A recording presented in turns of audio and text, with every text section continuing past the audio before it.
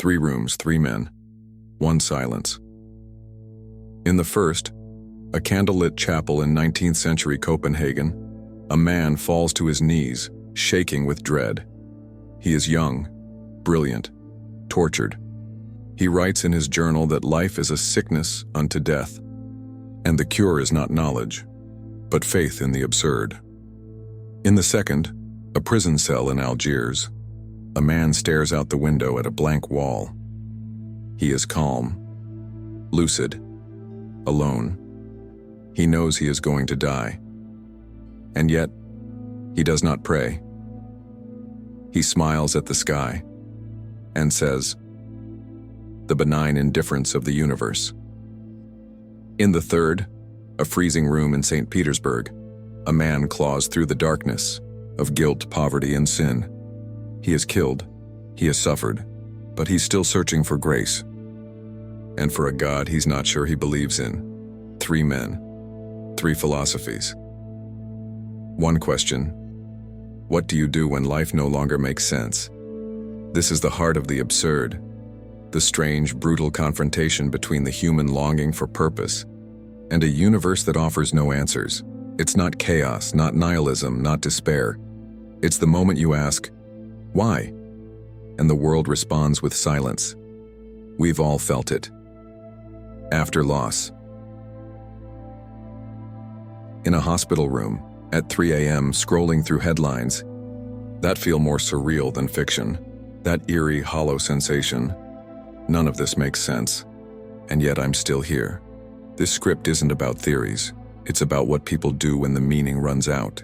And 3 men, Søren Kierkegaard, Albert Camus, and Fyodor Dostoevsky, gave 3 of the most radical, dangerous, and beautiful answers in human history. One said, "Leap into faith, not because it makes sense, but because it doesn't." Another said, "Don't leap. Stay with the absurd, make peace with it, live without appeal." And the third whispered, "Suffer, sin, fall apart, and maybe, through agony, you'll find God again." They each saw the same void, and walked 3 separate roads into it. This isn't just philosophy, it's psychological survival, spiritual architecture, a mirror to every quiet crisis you've ever had. Because in a world where meaning is collapsing, where God is absent, truth is fragmented and performance has replaced authenticity, the absurd has become not a theory, but a daily emotional reality. The absurd begins not in philosophy, but in experience.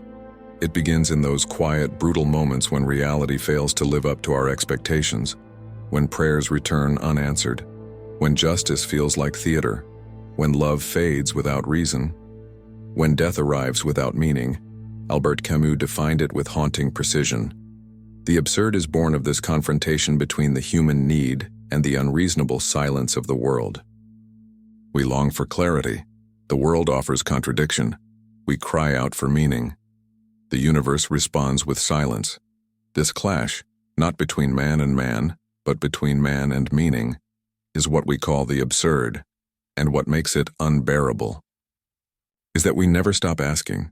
We're wired to make sense of things, to tell stories, to believe that pain has a purpose, that truth prevails, that life unfolds with some larger logic. But the absurd shatters that frame. It says, there is no guarantee. No promised land, no cosmic scoreboard, just this just now, so what do you do with that? Camus said we have 3 choices. Suicide, the physical escape. Philosophical suicide, inventing meaning through religion, ideology, or delusion, or revolt, staying conscious inside the absurd, refusing escape, and choosing to live without illusion. This third path is what Camus calls the absurd life, a life lived in full view of its futility, yet carried on with courage, humor, and presence. But Camus wasn't the first to wrestle with this. Decades earlier, Kierkegaard faced the same void and made a different choice. For him, absurdity wasn't something to live with. It was something to leap over, into the arms of a God who could never be explained, only surrendered to. And Dostoevsky? He placed the absurd inside the soul. In his novels, characters scream at God, deny him, return to him, or destroy themselves, trying to feel him. 3 men. 3 impossible questions. 3 radically different answers. This isn't just about what they believed. It's about what they refused to believe, and what they were willing to endure instead. So now we ask, what did they each see when they looked into the absurd? And why did they respond so differently? 3 thinkers, 1 silence. 3 answers to a world that no longer makes sense. Let's begin with the man who saw the absurd first and chose to leap. Søren Kierkegaard, the leap of faith. Kierkegaard, the father of existentialism, lived in 19th century Denmark, a world still draped in Christian certainty but hollowed out from within. He saw the rot. He saw people going to church not out of passion but out of habit.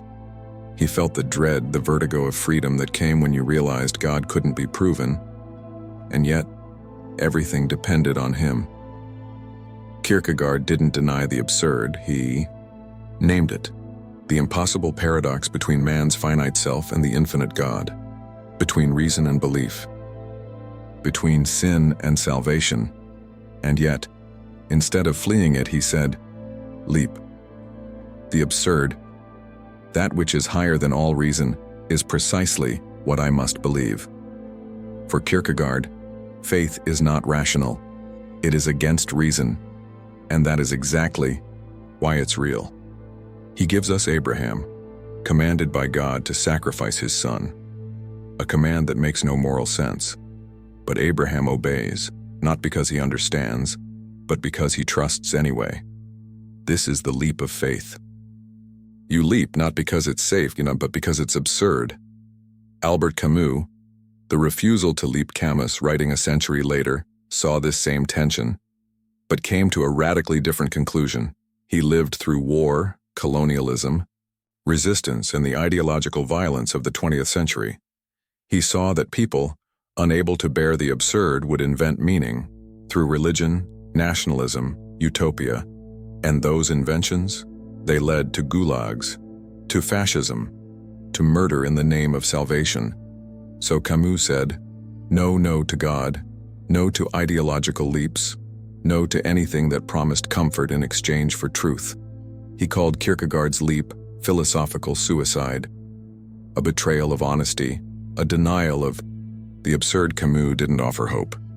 He offered revolt, live in full awareness of life's absurdity, and still get up, still create, still love, still smile. He gave us Sisyphus pushing the boulder that always falls, not tragically but triumphantly, because he knows the truth and chooses to live anyway. The struggle itself toward the heights is enough to fill a man's heart. One must imagine Sisyphus happy. Where Kierkegaard transcends absurdity, Camus inhabits it. Fyodor Dostoevsky, the wrestling soul, and then there's Dostoevsky, the novelist, the exile, the man who stood before a firing squad, was spared at the last second, and came back changed. His answer to the absurd was not faith, not revolt, but wrestling. In Dostoevsky's world, the absurd lives inside the human soul. It's the cry of Ivan Karamazov rejecting a God who allows children to suffer. It's the nihilism of Raskolnikov, who kills in the name of abstract morality, only to be consumed by guilt. For Dostoevsky, the absurd isn't just the world's silence, it's the soul's scream for grace. He doesn't leap like Kierkegaard. He doesn't rebel like Camus. He sinks into guilt, into contradiction, into suffering. And maybe through that suffering, he finds something deeper than logic, forgiveness. Not clean, not easy, but earned through agony. I want to suffer and be purified by suffering. Dostoevsky doesn't offer a clear philosophy. He offers characters, torn between despair and redemption, doubt and faith. He shows that belief is not a leap, nor a refusal, but a fight. A dark night of the soul, where you may never hear God's voice, but still keep whispering anyway. So, now, 3 roads stand before us. Kierkegaard, Leap into the absurd, believe in the impossible. Camus. Live with the absurd and refuse to lie. Dostoevsky. Wrestle with the absurd through guilt, love, and suffering. None of them easy.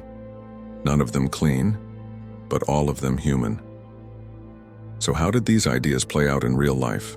Through war, exile, and resistance. And why do their answers still haunt us today? This isn't just about what they believed. It's about what they refused to believe, and what they were willing to endure instead. So now we ask, what did they each see when they looked into the absurd? And why did they respond so differently? These weren't just philosophers. They were men caught in history, writing from prisons, from war-torn streets, from the edge of madness. Their philosophies weren't designed for ivory towers. They were forged in fire. Kierkegaard. Alone in Christendom, Søren Kierkegaard lived in a society that called itself Christian, but he saw that belief had become habit, not truth. Church attendance was expected. Faith was assumed. But Kierkegaard felt a terrible emptiness underneath it all. He believed that the greatest danger wasn't atheism. It was comfortable belief without sacrifice. So he became a kind of intellectual outcast. He published under pseudonyms, argued with pastors, refused marriage, and walked alone through Copenhagen, haunted by a God who demanded a leap, not a formality. Kierkegaard's world wasn't violent, but it was numb, and he saw that numbness as the real absurdity.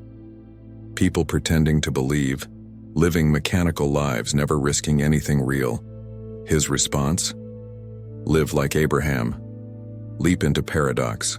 Believe not because it's rational, but because it's impossible. Camus. The rebel in the ruins. Camus' world was much louder. It was burning. He was born poor in French Algeria, fought in the French resistance during World War II, wrote against fascism, and watched his fellow intellectuals excuse mass murder in the name of ideology.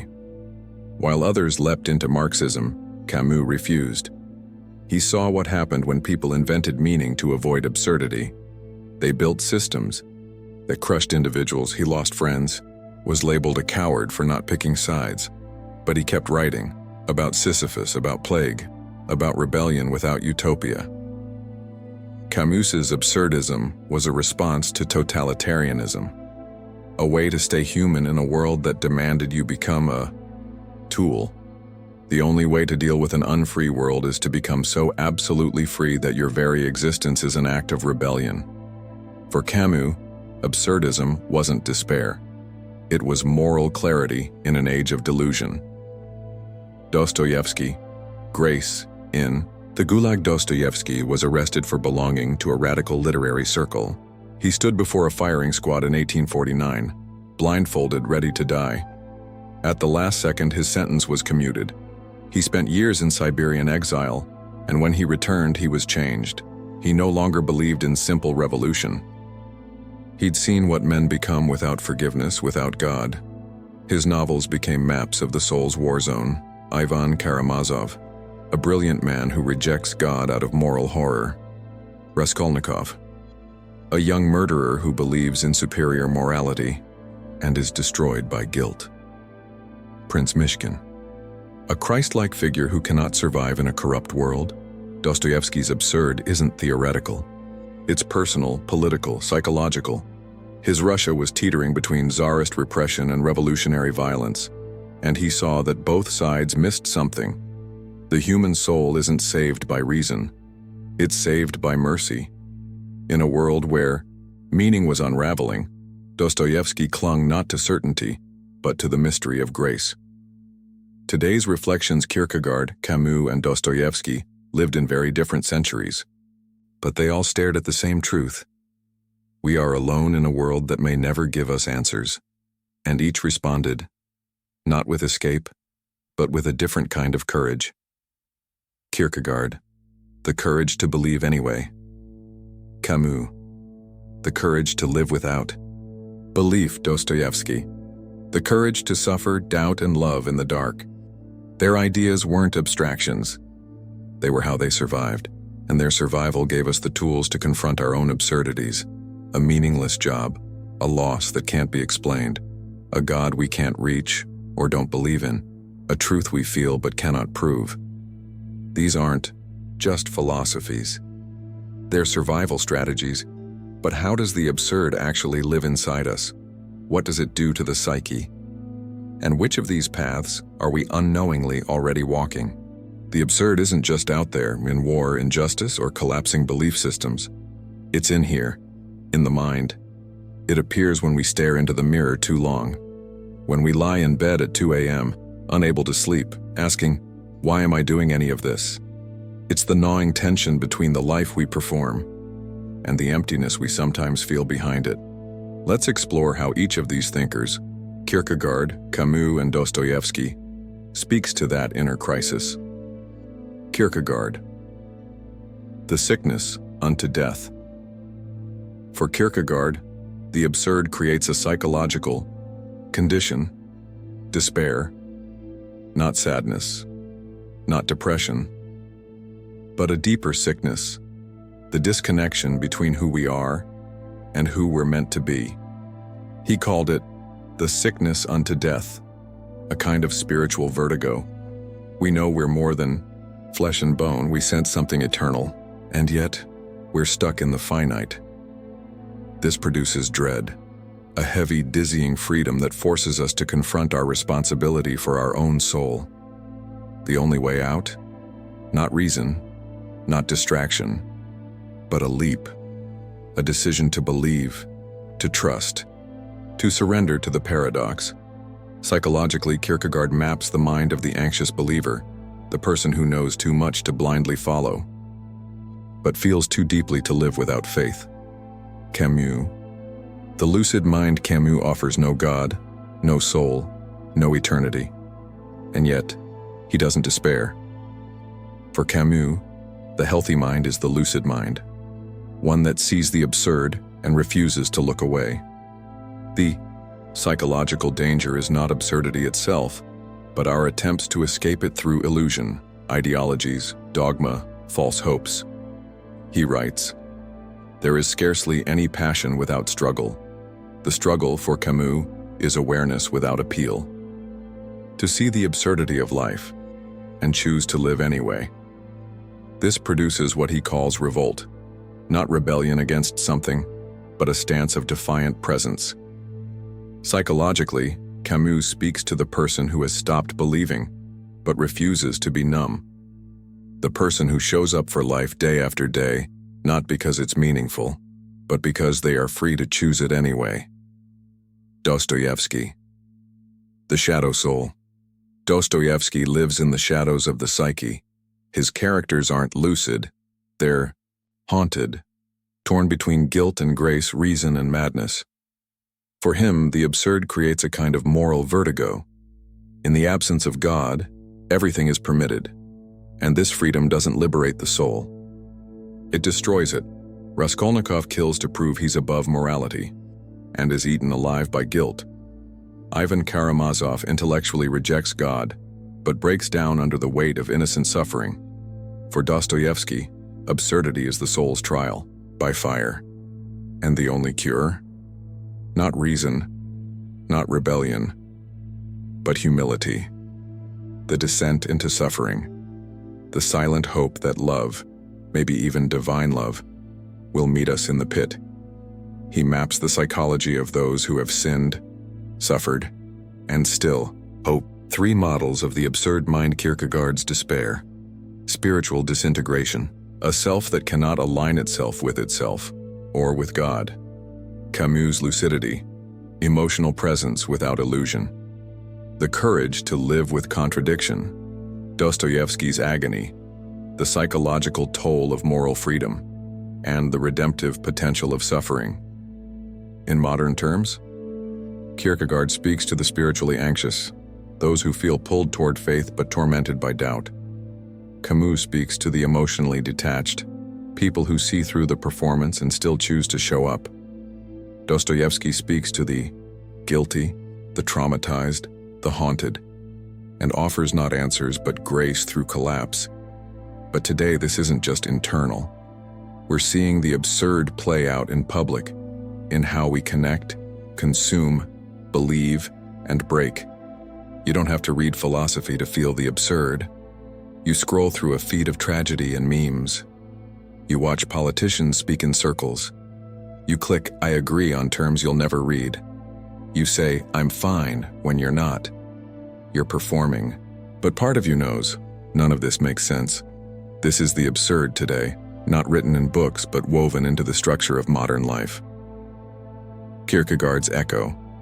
The spiritual scroll, we're more connected than ever. But spiritually, fractured. God is no longer dead. He's been rebranded. You see him in Instagram mystics, in wellness gurus preaching surrender without sacrifice, in TikToks about healing your inner child and manifesting your purpose. It's not belief, it's aesthetic faith, curated, optimized, algorithm-friendly. Kierkegaard warned of this. He called it Christendom, religion emptied of risk, of real passion. Faith turned into content. He would see today's spiritual influencers and ask, where is the leap? Where is the trembling? Where is the existential risk? We want transcendence, but only if it's soothing, marketable, and doesn't interrupt brunch. Camus' Echo, the ironic age. Camus saw a different absurdity, one that thrives today. The performance of authenticity. We create relatable content to mask our loneliness. We meme our existential dread. We joke about burnout and call it self-awareness. But beneath the irony is a raw awareness. Many of us are Camusian absurd heroes. The creator who posts with no promise of virality. The teacher who shows up despite a broken system. The person who gets out of bed when nothing feels real. This isn't apathy.